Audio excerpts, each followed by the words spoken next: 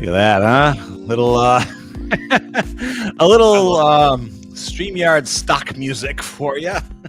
Oh, it sounds great. It is very nice that they offer such things. Hopefully, we won't get dinged for a some kind of copyright violation. You know, It's all good. I'm not monetized anyways, so it's no, all I good. would never. Nah, well, we're fledgling screenwriters, so we'll never be monetized. Yeah, exactly. Monetization is the problem, I hear. So, welcome everybody to another episode of ScreenplayDate. This is a show that basically involves two middle-aged-ish to me on the further side of the middle-aged-ish equation, who have extensive desires, dreams, and occasional pages to show for their screenplay obsession. And I'm Jeff Messerman in Wisconsin, and sitting across from me, rubbing his hands like a fly ready to devour some regurgitated enzyme, is Ryan Chataway. Hello. Hello. Yeah, I'm ready for tonight's sit. I am. Very nice. Hey, he brought cake, the good kind, Yeah. not from the store, from the store. Yeah. We're gonna it's all the little things. We're gonna discuss David Mamet a little bit today, because even though his cheese has slipped off its cracker quite a bit, and may always have been, he's a Chicago guy, so what are you gonna do? But he has generated, I think, both on stage, certainly on stages where he got his start, and on screen as well, some of the best stuff you're gonna see. And you don't see a lot of his work anymore for the sole reason that again, he kind of lost his potty training along the way. So we'll talk about that too. Yeah.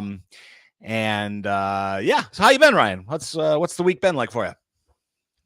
It's been extremely hot down here in Florida. It's the kind of heat that when you get the air conditioning going, say your air conditioning is set at 66, it doesn't get below 76 in the house. No. That's the kind of heat it's the kind of heat where you see people recharging their air conditionings in their car on the side of the road every day. Oh no. Oh so man. It's basically wonderful.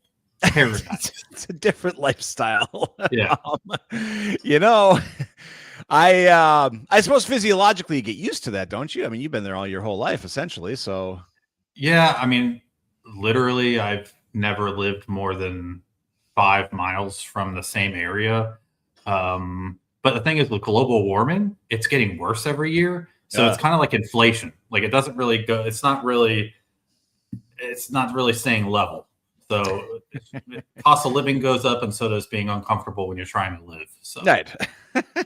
Well, extreme discomfort is something we're very interested in, because we're interested in the screenwriting lifestyle here, and that's is never quite comfortable, except when you are sitting down and doing the drafting, and that is the part where you get to have fun, and eventually you do multiple drafts, and then you bring people in, beta readers, or worse, you send it out and someone gives you notes, and that is always a little disquieting and discomforting. But I thought we'd start out today with a brief round the horn on Mamet himself. I know Ryan is a huge fan of, as am I, a particular film of his. I don't know if you'd call it your favorite. We'll find out. Is The Spanish Prisoner. Yeah, I would actually say that would probably be 100% my favorite of anything that he's done. So much so to where I'm pretty sure if I made a top 20 or 30 favorite movies, that would be on it.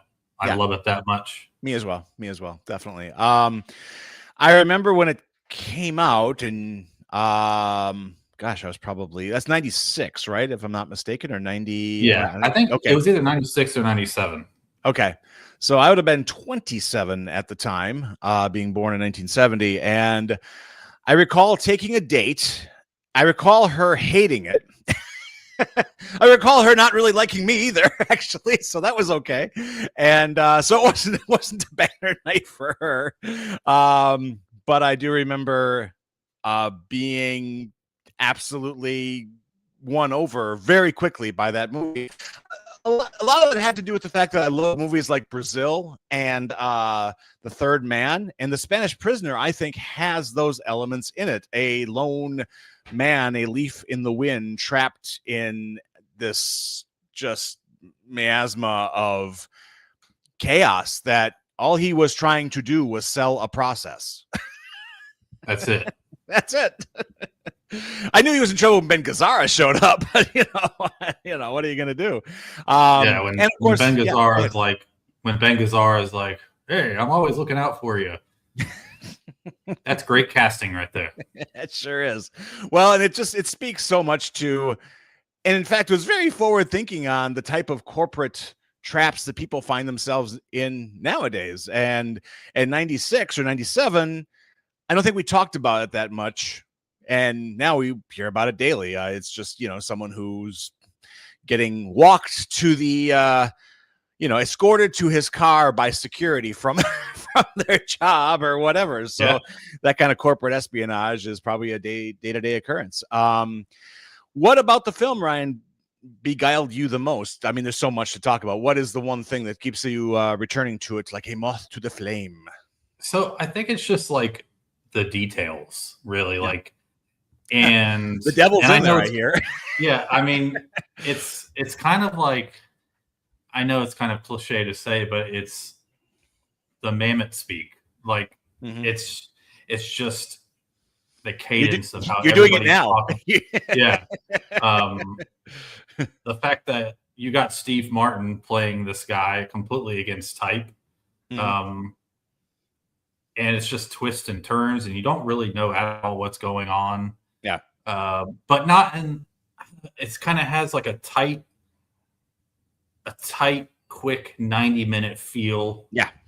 Yeah. I feel like there's no deleted scenes that, it's to me, it's just perfect. And yeah, I love it. I would suspect the road to get there to a tight film like that, probably all the deleted scenes were on the page, less so that were filmed, because you can't pull off a movie like that where there's so much, a book about tennis or and what that means, and a sister who may or may not exist, and a Sunshine Bakery that the even more sinister character, Rebecca Pigeon, Mamet's wife, still to this day, I believe, still married, which knowing how he talks nowadays, I think, man, she is a giving, wonderful soul.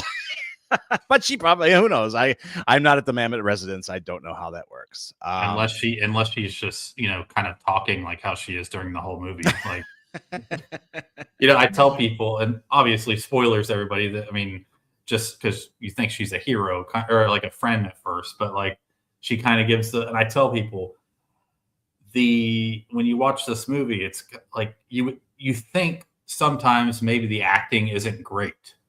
And I always say, there's a reason for that.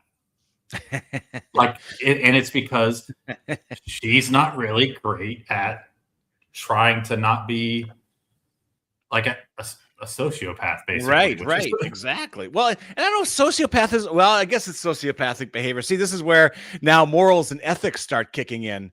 And Cineram's got it right there. Golly, Joe. Gee, Joe. Golly, Joe. You know what she is? It's funny because she's kind of this ultimate dream girl, isn't she? She's kind of seems naive and aw shucks and golly, Joe, when her very existence is the darkest thing imaginable. Yeah. I mean, once the guns start showing up, and it's remarkable how how serpentine and sinister, and the acrobatics, the acting acrobatics too. She almost has to be good at being a bad actor while still being a good actor, while still being a bad, it's like this, it's like this Escher painting kind of, Tidbit Kid, welcome. Nice to see you. Thanks for tuning in. Welcome. Yeah. And Cineram has a good point right here. And you were just talking about this in our chat today. Have either of you seen Oleana? Pigeon was going to play opposite Macy. I believe Pigeon did so on stage, but got pregnant and was replaced with another young actor who isn't quite as good. And I mean, that all, of course, is I've seen the film, and I've never seen the stage version, and I've read Oleana. I remember that just blowing me away. I mean, when just in the reading of it. Let's just go to the source, shall we? There we are. Someone's packing heat. And yes, it was 1992, and it has William H. Macy. Yep. And Rebecca Pigeon there. I don't know. I haven't seen the movie. I've only just finished this. Sure. You told me about it like one of the last iteration of ScreenplayDate. Oh, did I? And I never changed, do I? So yeah, that's I'm consistent. By the way, if you people see me squinting and tears streaming down my face, it's not that I'm overjoyed to be back with Ryan. I am, but I'm having an allergic meltdown right now at this moment. So Wisconsin and our perfect day is replete with pollen. So I apologize in advance if you blow me up if you're watching us on a OLED television or something, you can really see a Wisconsin Jewish guy fall apart in this little my little square here. So enjoy. Anyway, so full disclosure. So the reading experience of Oleana, did you and I'm about to go back a ways, but I remember it's a tough read at first because no one can really seem to finish a sentence. Yeah. When you're reading it, it's like, well, you ... Yes, I ... but I was ... I mean, most of the pages is just hi. Right. Machine gun of dialogue. But by the time it's over, and if you stay with it, I promise you, there's a gut punch upon gut punch upon gut punch, I thought. Yeah. I actually think it's very. I don't think he could do it today. It's a dangerous play, and it's a dangerous, by proxy, a dangerous movie, I guess. What's interesting is I've heard and I've seen the film. It's been a while. It's hard to get. I'm sure there's a DVD out there. I don't think it's made it to Blu-ray in any way, shape, or form. But I might be wrong about that. But the thing of it is, in reading the play and possibly seeing the play, the beautiful thing is, if you're going to meet someone for coffee after the play and talk about it, and you're going to argue about it, especially if you're either a teacher and a student or a male and a female, you're both wrong and you're both right. That's what the argument is. And the movie did feel a bit more like it chose sides. It swayed, I think, a bit more on Macy's character, I think, if I remember correctly. I felt a little more, and that's got to be a really razor fine tightrope for a director and an editor, because every beat, every silence is going to mean something in that particular story. Yeah. I mean, I really, as I was kind of reading it, I was like, gosh, like you don't really, I feel like so much happened in the story that's not written that like it's really hard to fall on either side. Sure. But then at the end, at the climax, you're kind of like, whoa, like, and you don't really know exactly the detail. Maybe that was the point. Yeah. But kind of just the way that I don't know. And violence does erupt. Yes. And it's, the dangerous thing for us as human beings to say is, well, that violence was deserved. And you don't want to go there because it never is, and it shouldn't be. But I can see somebody watching it maybe going, yeah. Yeah. And we don't want that. So Mamet, once again, is, the audience is a character in some ways. We're in it. I kind of just, I don't know, maybe reading it with today's eyes, it is so, I could see why when it came out, people were saying, oh, he's just so misogynistic and blah, blah, blah. But then is he? Because shouldn't a teacher, by the very nature of their job, it is a adversarial, relationship, and it is a power-based relationship. Who has the power? And oy vey, I don't want to go there. God help us all. So, Tidbit says, I'm surprised Mamet didn't direct or write an episode of Criminal Minds, considering his collaborative relationships with Joe Mantegna. And then, sure, I don't know if Mamet would have ever found his way to television for two reasons. One, because what network would want to touch him with some of his admittedly controversial viewpoints? I mean, he did the unit, and the unit didn't really last super long. Oh, did he do that? Oh, okay. Yeah. Okay. I'm not familiar with that. Was it any good? I never saw it, so I don't even know if it was well received. I think it was on for a few seasons. Okay. Yeah. But I'm pretty sure maybe at his he didn't want to deal with network TV after that or something. Sure. Well, I mean, I hear it's not a walk in the park. So, interesting. Sitaram says, I remember thinking that I was on the student side right up until the end. She tells him that he tried to, me according to the law. I thought that was a bit of a stretch. Sure. Again, I would always say whatever opinion. I don't know what other work of art you can, maybe in painting or in, in sculpture, you can say this, but any opinion you have about Oleana is the right opinion.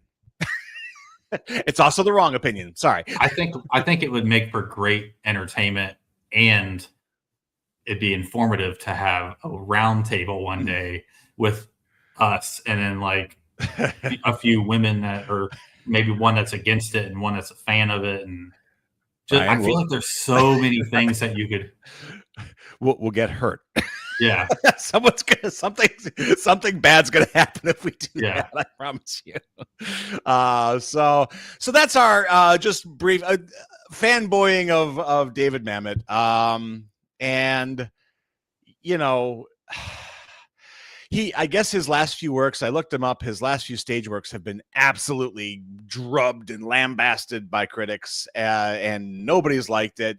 He's given some interesting interviews. I've watched a few of his most recent interviews, and, he at least has supporting evidence for his very, very extreme viewpoints. But at the same time, I don't know career-wise if that's the best approach. If I were his agent, I'd be like, maybe talk about Bugs Bunny cartoons more and less about Israel or something, or because it's not doing you any favors, bud. But I guess he's established enough or whatever that he feels he can do that, and that's fine. Did you ever see his film Red Belt?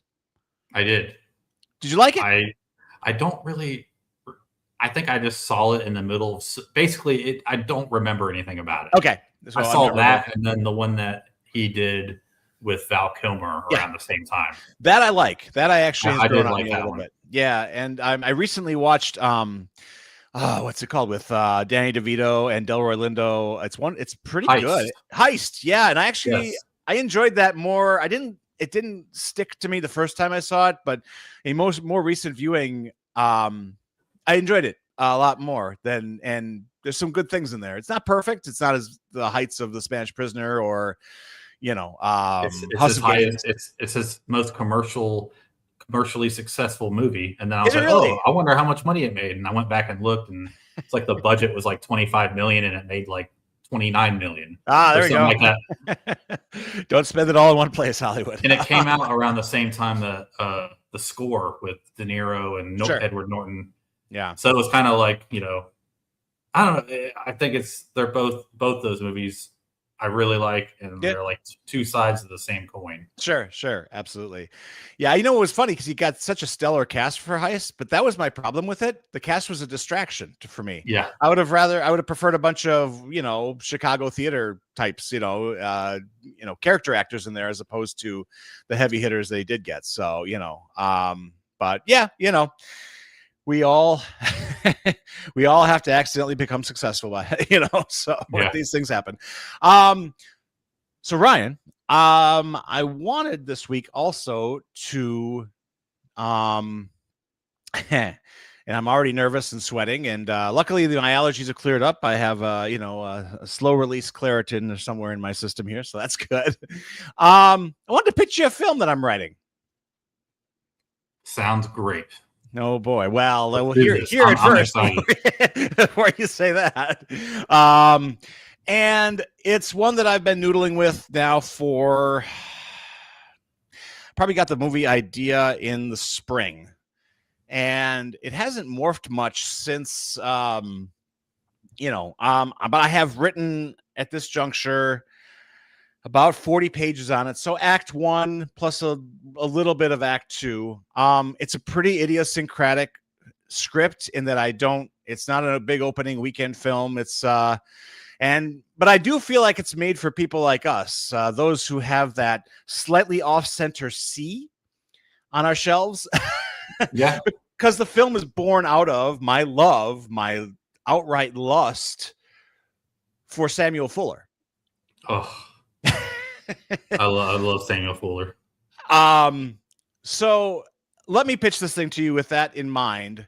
The original title of this thing, because I loved Samuel Fuller's journalist background, is hard hitting. I don't know if you've seen him in interviews or how he came from. Yeah. So I mean, you're pretty well versed. People are like, "Oh, John Ford's rough," and then it's like Samuel Fuller's like, "Hold my beer," like, right, because it's gonna go bang and bang. Yeah. It's gonna explode, and yeah, exactly. So now I am not at all anywhere near the level of Samuel Fuller when it comes to life, life's hard knocks. I've had it pretty good. My hands are still pretty soft, I mean, but at the same time, I'm just very inspired by what he does. So the original title of this thing was I was trying to be very sensationalistic, and the title was I Shoot Because I Can, which sounded like a Fuller-esque title. It was just kind of that sort of, tabloidy kind of title. But then it didn't quite work. So currently the film is called The Films of Hal Breck. And let me fill you in. So The Films of Hal Breck is basically, the storyline, log line, so to speak. It's about a Korean War cameraman who comes home to 1953 Wisconsin with a camera, a box of Army film stock, and a habit of pointing his lens at everything. Like he's filming everything. It's sort of like he's the original TikToker. Okay. He's the original, whatever, when his footage accidentally exposes a staged bank robbery and a corrupt deputy's frame up of an innocent black man, that reel of 16 millimeter film becomes the most dangerous thing in town. So that's the film. That's the pitch. That's the log line. I can go deeper. So hold tight here.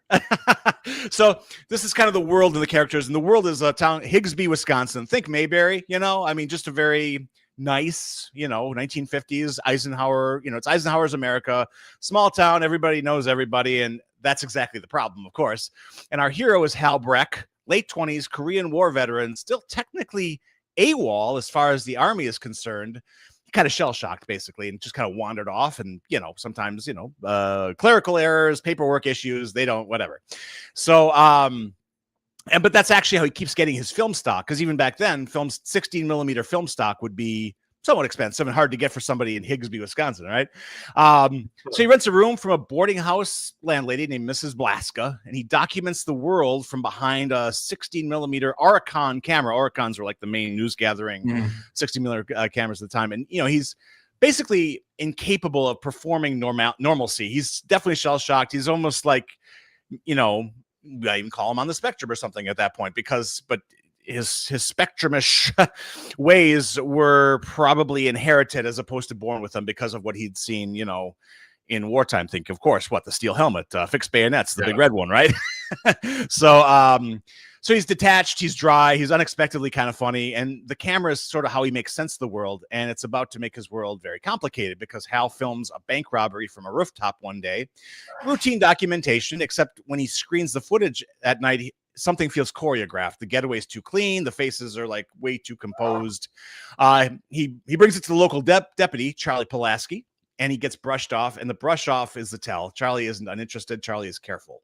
And then Hal and the local librarian, a career I'm invested interested in, Betsy Caldwell. She's sharp and she's a very composed public image, but she hides like this real spine. They wind up in a diner booth with the camera rolling when Charlie's deputies arrest Isaiah Green, a young black man, in front of the entire lunch crowd. sort of methodically, almost cheerfully, and Isaiah is charged with a bank robbery. Now Hal has 2 reels of 16 millimeter film that together tell a story in Higsby that nobody wants told: a stage crime, a frame up, a corrupt deputy, racist deputy who knows exactly what was filmed and exactly where the filmmaker sleeps. So like the sensibilities here is definitely fuller, pulpy, direct, not afraid of bold strokes. This is, I'm kind of reading from my notes here when I was originally writing it. It's also intimate. There's a warm screwball energy between Hal and Betsy, and before things are going to get very dark, and so yeah, I'm about like I said, about 40 pages in, and if you had a checkbook in front of you, is your pen out? What are we doing here? I'm already writing. I was like, when you're talking, like he's like shell shocked, but then like surprisingly kind of funny. I think of him saying something, and then like somebody that he's around laughs at him as if he's cracking a joke, but he actually stays straight faced. And right. Awkwardness was alive and well in Higsby, Wisconsin, circa 1953. Definitely, I could see. I think it's a phenomenal idea. It's to me, it sounds like a mixture of, and I don't mean this in a negative way about the character, I don't mind, but it's like a mixture of like Peeping Tom and Blow Up. Nice, and it's great company, sir. Yeah, in terms of like, I mean, he isn't interested in murdering women, but he's interested in like literally the camera is his life. Right. Well, that was the thing. And it's like, for me, a big part of this, and now that you've heard my pitch, maybe for next week, I'll send you a few pages to look at. We can talk about them because this is what we do here.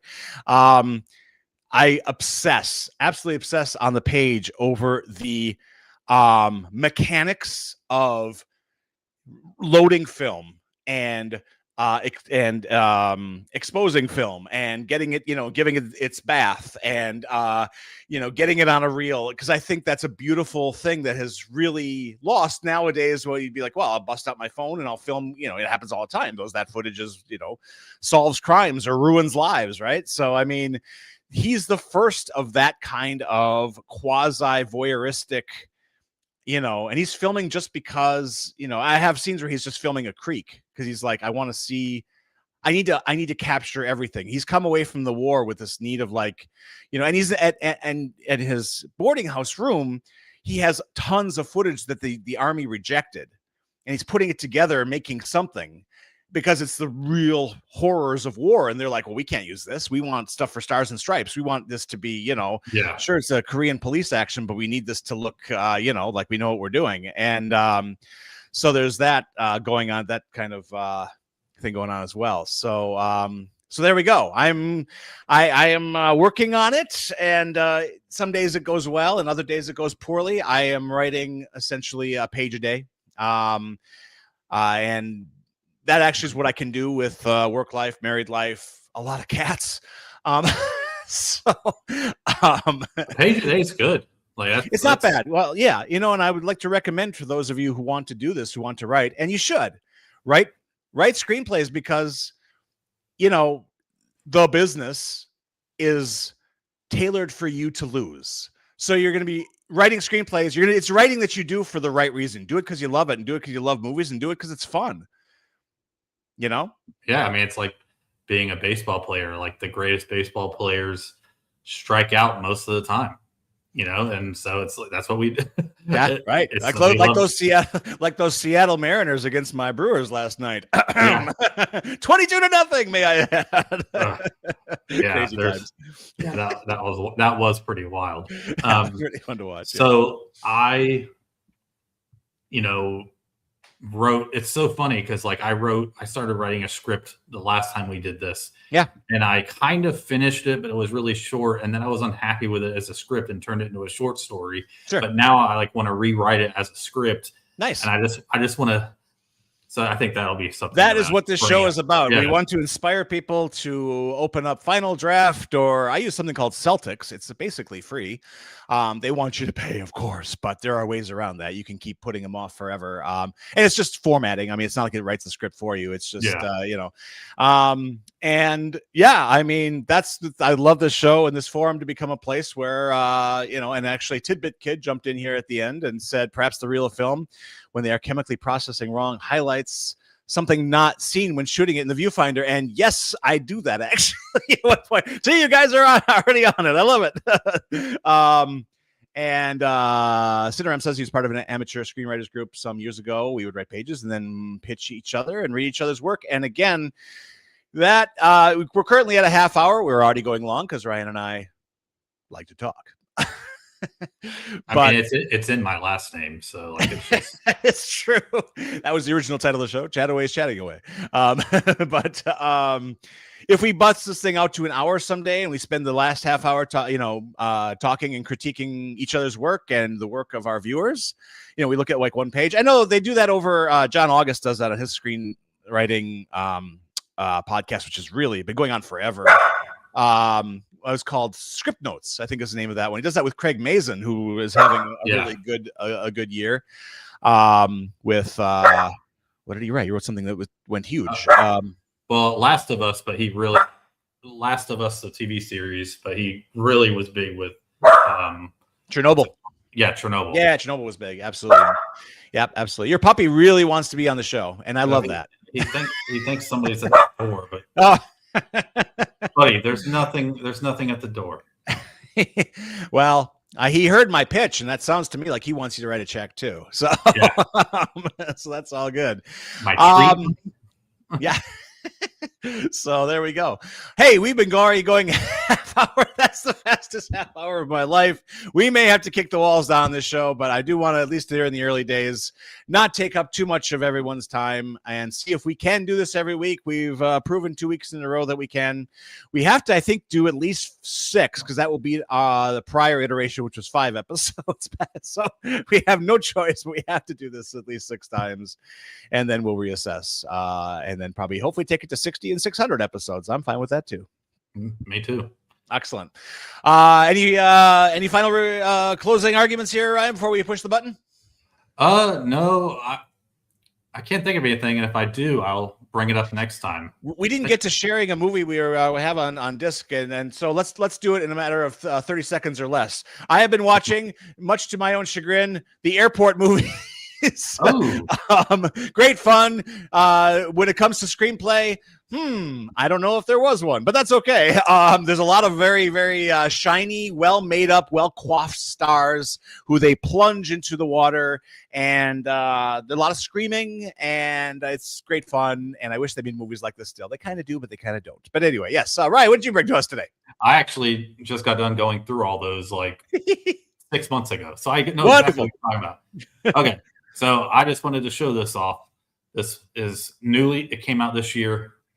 Letty Linton. Oh, I saw Joan that. Crawford That's movie. Yes. This is the one that was Lost. basically lost, and they couldn't show it because it was basically sued for copyright infringement. And they were like, "Okay, we know it's not a stolen product, but you can't show it after 1937." Wow. So, well, they got all that figured out, and Warner Archive restored it, and cool, beautiful edition. That would be a pre-code movie then, or no? I think that's like 37. Yeah, because it came out in 32.